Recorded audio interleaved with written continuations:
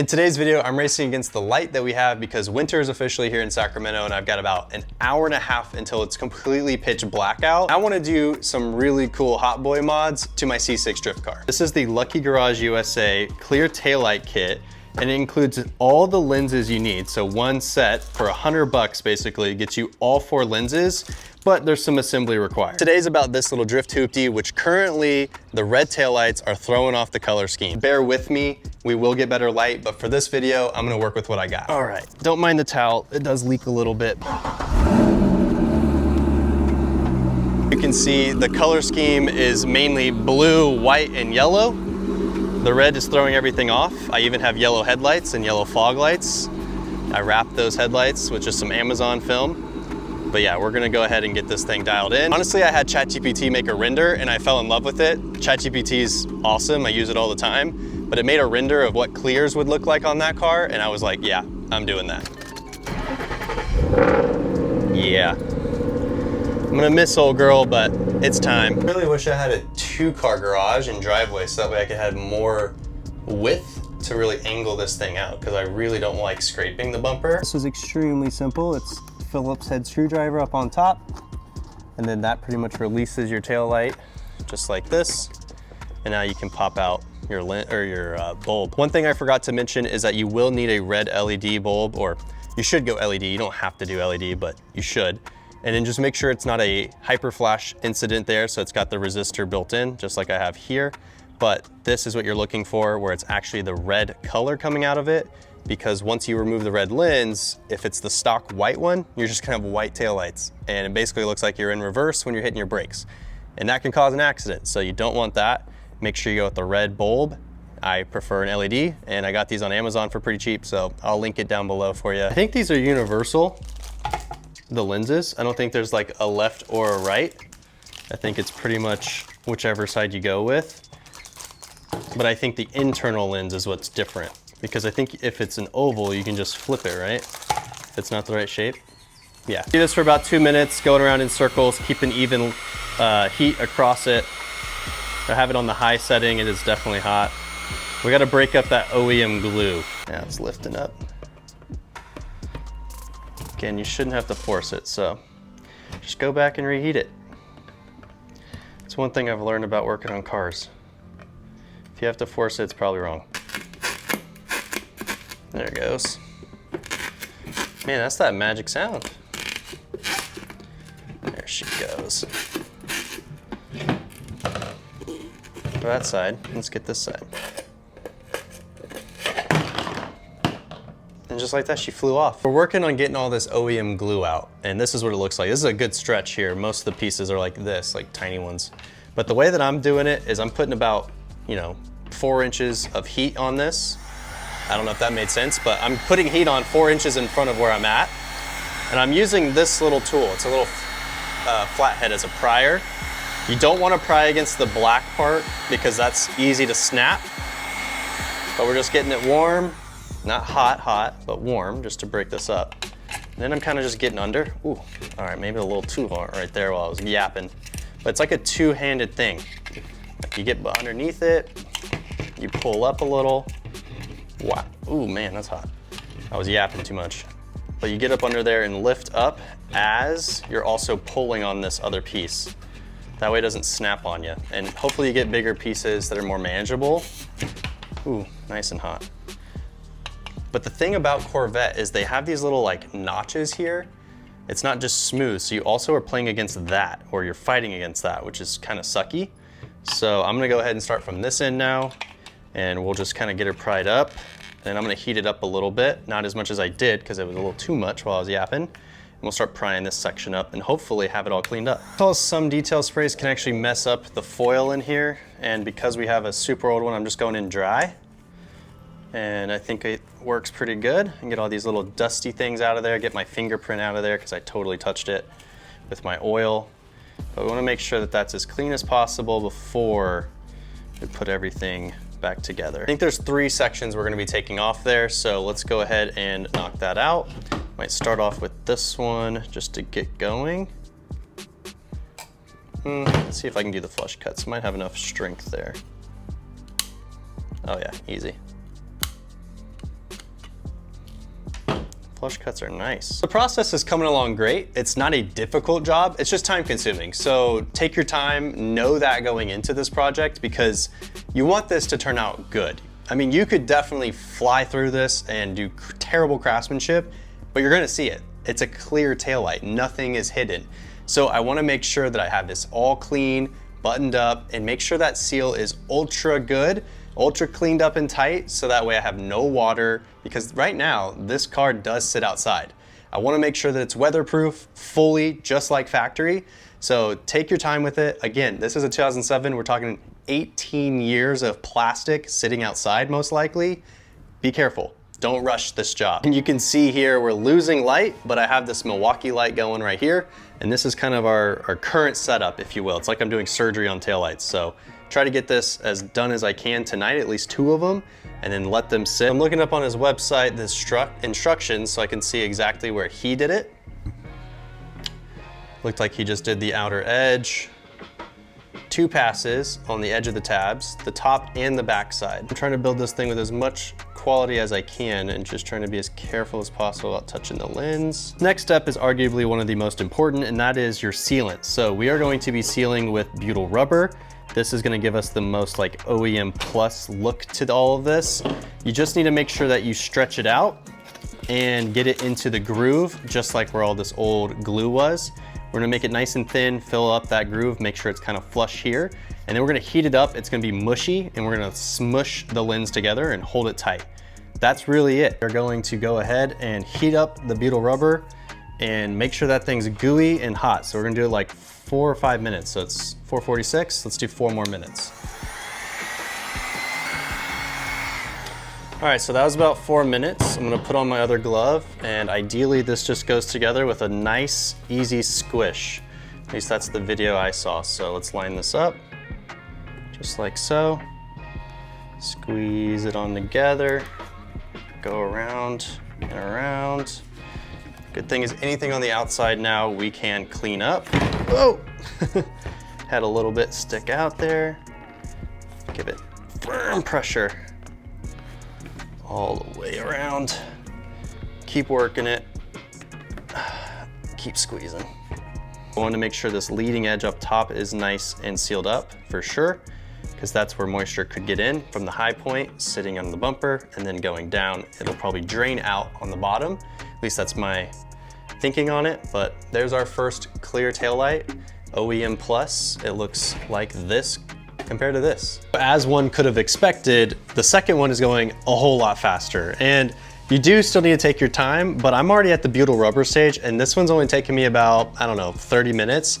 The worst part, which is the most aggravating, but really just, again, take a deep breath, chill out, is removing the stupid 17-year-old old glue or 18-year-old old glue in there, because that is just brittle and falls apart. And I know it says to let it cure for 24 hours, and I'm not intending on this, but I'll probably install it and just fingers crossed we do not get rain overnight, but it has been rainy here in Sacramento the last week or so. If not, I guess we're gonna really test out, did I seal it up and did it cure fast enough? So we'll see. I'll keep you guys updated on everything, but I'll probably finish up the second one, install it, and show you a quick side-by-side at nighttime, and then I'll come back and finish it up. There's one side clear, one side red. Looks sick. Oh yeah, let's hit the button so that way you can see what that looks like. About that other light, they are identical. I mean, obviously it's a red bulb. But yeah, there you go. When it's off, it's clear, of course. And then when it's on, it's red. And again, the color is exactly the same side to side, even with the clear lens. This is sick. I'm super happy with this. Can't wait to have the other side match. And we're back for day 2, and of course it rained last night, but I think we got pretty lucky. Because of how close I park to the garage door, we have this eave that kind of covers it, and I think it kept this all pretty dry. Like this part of the car is dry, and all of that of course is wet and covered in leaves. So the taillights and this little section are all completely dry to the touch this morning. We're good to go there. And now we have our 2 newest victims. These are for the driver's side. And again, the lenses are all, you know, universal. It works for both sides, but we're gonna start heating this up, prying it through this little crack. And you can see there's a little bit of a gap there. I can easily fit, even without even heating this up, I could fit this flathead in there, but we do need to obviously loosen up the glue, get all that glue out, and just knock these out. So once we get these two done, we'll have the whole clear look, and this thing will look JDM AF. This one is my last one, and of course it's like the best one and how it turned out, but you learn because you do 3 or 4 of them in a row and you get a little bit better each time. But I'm using these little clamps so that way it stays nice and tight. It's now nice and cool, so again, I don't know how much it's really gonna move now that it's cooled off. And this one is like my worst one. There's a little glob there at the bottom. You guys probably won't ever notice this unless I told you. Once it's on the car, it'll probably be unnoticeable, but to me, I can see it.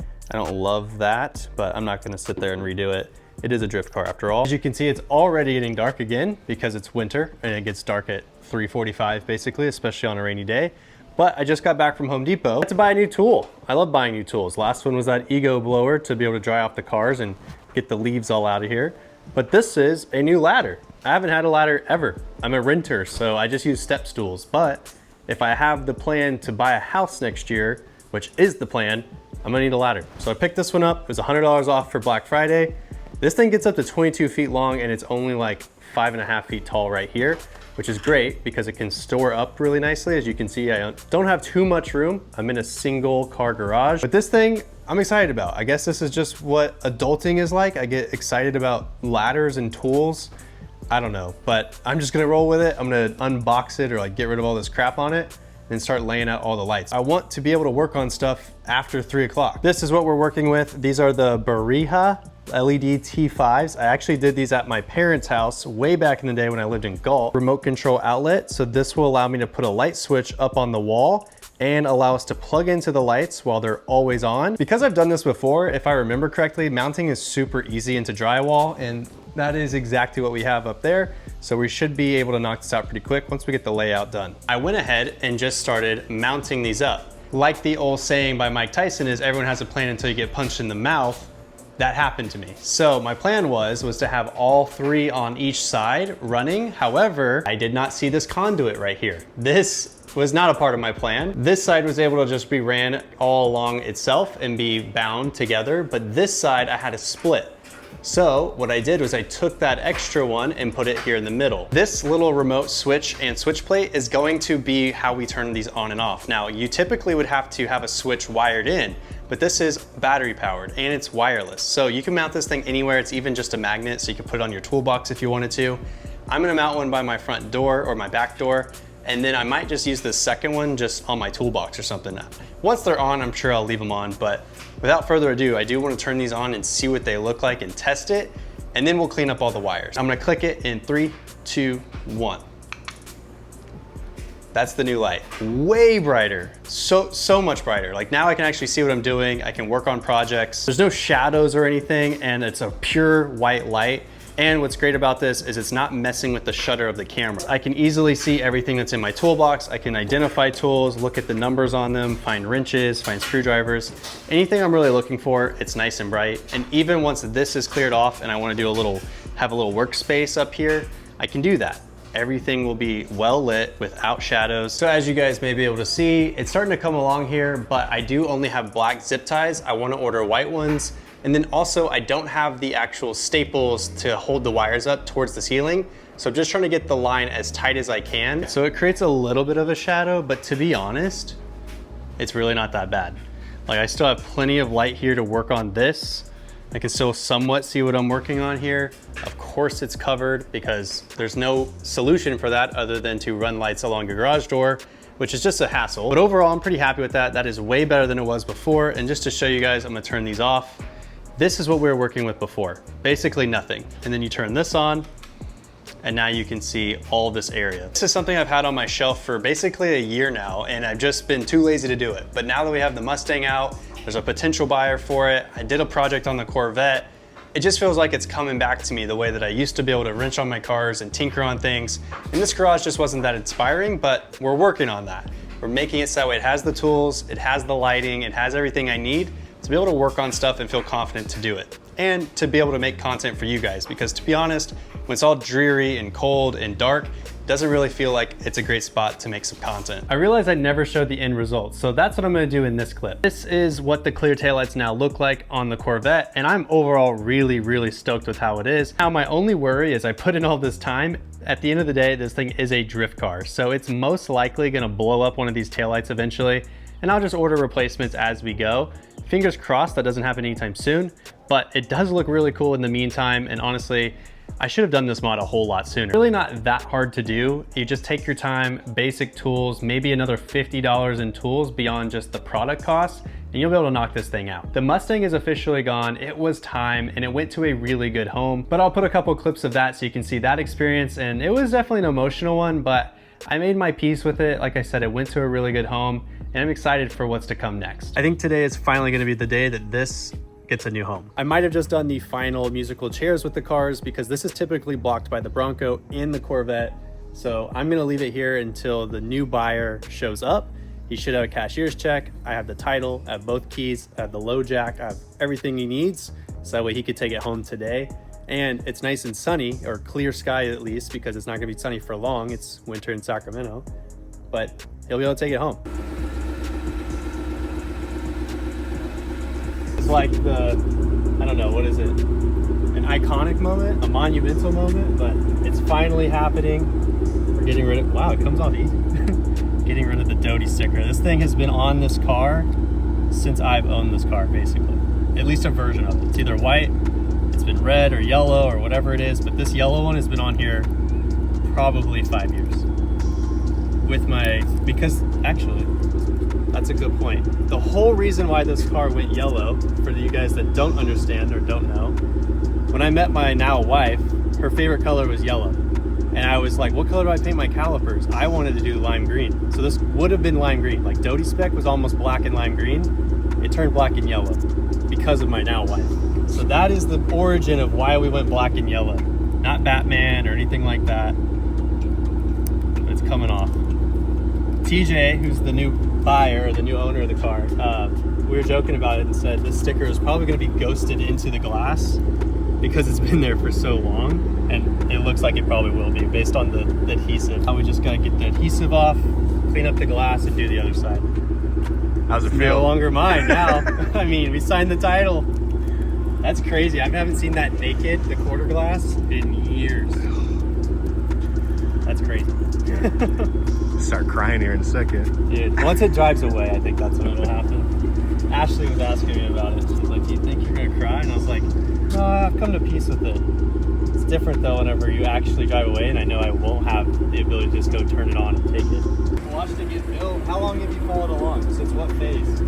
The first video I ever seen, I believe, was when you did the deck lid. Okay. That was the first video I ever seen, because my wife had a black 2012. Wife had a black 2012 that we did RTR. I think No, it's the CJ Pony parts. yeah, that's the one, deck lid. It was the same one you had, Yeah. and I watched your video on the install. Then that's how you found it. And you were like, oh shit, he's local. Yeah, it took me a few videos, and then you mentioned something about Sacramento, and then I was like, well, now I gotta like really follow this guy.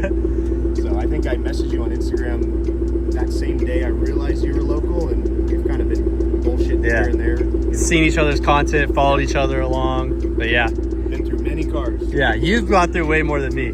I've watched you change I up. have a problem. Yeah. I have a problem. But this one, I know this one will stick around. Yeah, that's good. This actually all happened because when I first picked up the car, all of this was sun faded. And so then I wanted to fix it right away, and that's how I ended up with this. And that's how I started this whole thing.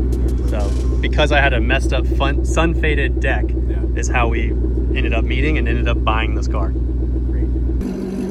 This guy's nuts. Of course it hits right as I'm selling this car. But we have that as a project. So we'll see what happens next, but it's in good hands with TJ. It's a local guy who's gonna take care of it. He's not a stranger to power, stranger to Mustangs, so it went to a good home.